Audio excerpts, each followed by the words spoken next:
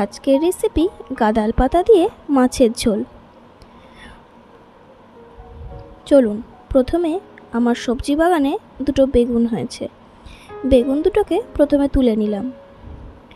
বেশ সুন্দর ফ্রেশ বেগুন হয়েছে।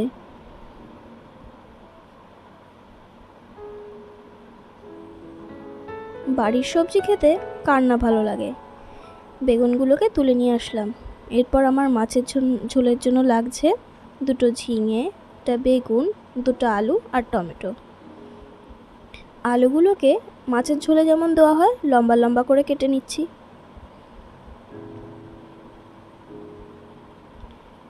এরপর বেগুনটাকেও কেটে নেব।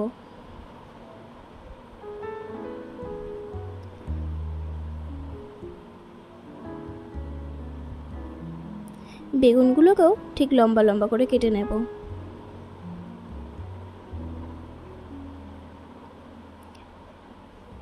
সব সবজিগুলোকে এভাবে লম্বা লম্বা করে রাখলে দেখতে বেশ ভালো লাগে। এরপর ঝিঙেগুলোকেও লম্বা লম্বা করে কেটে নেব।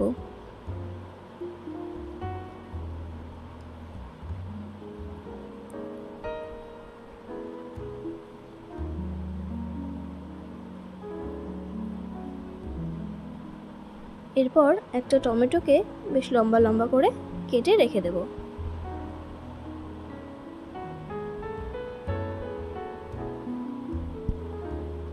এরপর কড়াইতে তেল গরম করতে দিয়ে মাছগুলোকে ভেজে নেব।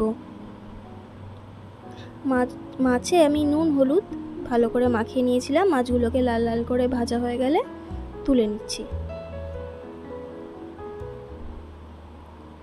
এরপর মশলার জন্য লাগছে কয়েকটা কাঁচা লঙ্কা, দুটো শুকনো লঙ্কা, কয়েক কুচি আদা আর 1 চামচ জিরে আর সামান্য পরিমাণে রাঁধুনি দিয়ে নিলাম। এই গরমে শরীরকে ঠান্ডা রাখতে খুব বেশি মশলার ব্যবহার করলাম না।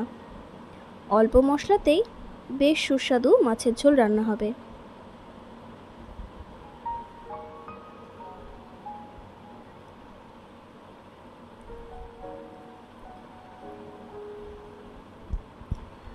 মশলাটা বাটা হয়ে গেলে এরপর তুলে নিচ্ছি।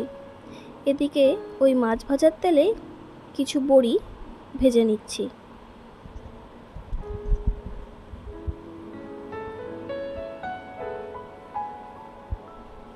এরপর এক এক করে সব সবজিগুলো ভেজে নেব।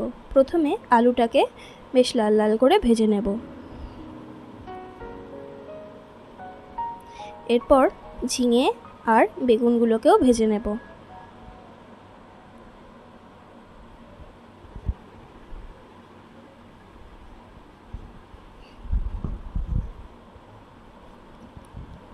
সবজিতে একটু নুন আর হলুদ দিয়ে ভেজে নিচ্ছি, খুব তাড়াতাড়ি হয়ে যাবে।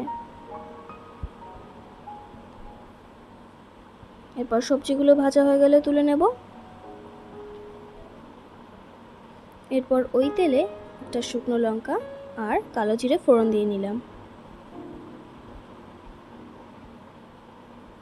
এরপর টমেটোটা কেটে রেখেছিলাম সেটাকে দিয়ে দিলাম।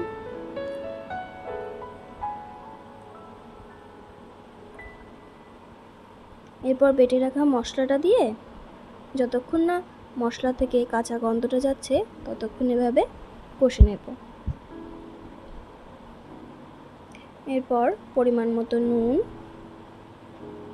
হলুদ আর কাশ্মীরি লঙ্কার গুঁড়ো দিয়ে নিলাম। খুব বেশি মশলা দিলে কিন্তু মাছের ঝোলটা রিচ হয়ে যাবে, তাই অল্প মশলা দিয়েই আমি মাছের ঝোলটা করছি।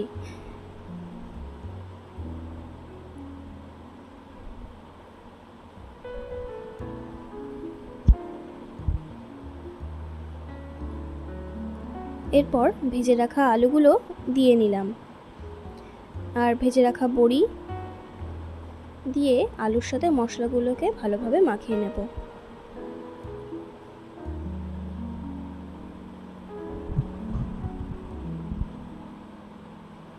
এরপর বেগুন আর ঝিঙে দিয়ে মশলার সাথে ভালোভাবে এটাকে কষে নেব।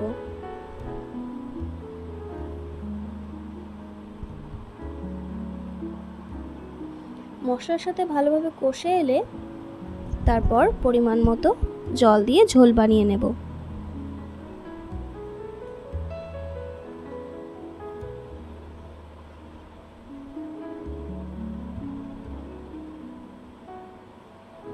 এরপর ঝোলটাকে ফুটতে দিতে হবে। আমি বলেছিলাম না যে মাছের ঝোলে গাঁদাল পাতা ব্যবহার করব, এই সেই গাঁদাল পাতা। এটা মাছের ঝোলে দিলে খুবই সুস্বাদু হয়। আর এই গাঁদাল পাতা আমরা অনেকেই জানি যে পেটের রোগের জন্য খুব উপকারী। আর এই গরমে মাছের ঝোলকে খুব বেশি রিচ না বানিয়েই হালকা পাতলা দিয়ে রান্না করলে বেশ সুস্বাদুও হবে আর শরীর কোনো রকমভাবে খারাপও করবে না। তাই গাঁদাল পাতা দিয়ে মাছের ঝোলটাই করলাম। এরপর ভাজা মাছ দিয়ে ঝোলটাকে ফুটতে দিলাম। বেশ 2 থেকে 3 মিনিট ফোটার পর এরপর নামিয়ে নিলাম। রেসিপিটা কেমন হয়েছে অবশ্যই কিন্তু কমেন্ট করে জানাবেন। আর আমার চ্যানেলটিকে সাপোর্ট করার জন্য একটা সাবস্ক্রাইব করে দেবেন। ধন্যবাদ। সুস্থ থাকবেন, ভালো থাকবেন। সাথে রাখবেন জয়ন্তীর হোম কিচেন। হোম কিচেনের ভিডিও দেখতে ভুলবেন না।